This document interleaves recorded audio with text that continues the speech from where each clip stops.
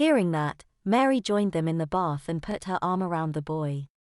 "Oh, don't be silly. It's only till tomorrow and we'll get your things from the school." "But I'll look so funny in a girl's nightgown," whimpered Chris. Now, you put them on and I'll find you a robe to wear." "That'll be better then, won't it?" asked his host. "Well, I guess so," replied Chris, his face still beet red. Mary and Carolyn left the room and closed the door behind them. Chris lifted the dainty little panties and resigned himself to a night in girls' frillis. He stepped into them carefully and pulled them up his legs. To his surprise, they felt wonderful, so soft and silky. Then raising his arms, he slipped the short nightie over his head and let it float down over his slim body. It too felt delicious, but that was something that would forever remain his secret. He turned to look in the full-length mirror on the back of the door. The sight that met him gave him a shudder. Standing there on the fluffy carpet, he could have been mistaken for a girl, his hair bundled up beneath a thick pink towel and his body sheathed in such a sexy little baby doll of the same hue. His body gave away what his mind was thinking. How could he think this way, he thought. "I'm a boy." Just then the door opened and Carolyn inched through. Chris just about jumped out of his skin with embarrassment. He turned away to hide the source of his shame as Carolyn let out a giggle. "You look darling," she said, grinning inside as she caught a peek of the boy in the vanity mirror. "Here, let's put this on," she said as she held a diaphanous pink robe out for the boy to slip into.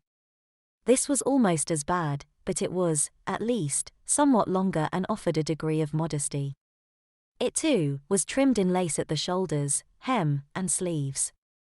With that, she took the boy's hand and led him back into the bedroom. Mary was there waiting, a glass of warm milk in her hand.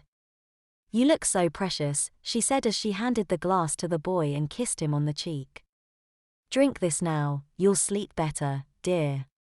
Carolyn will stay and dry your hair for you and tuck you in. I'll be up later to kiss you goodnight." Turning away, she winked at the pretty maid and left the room, closing the door behind her.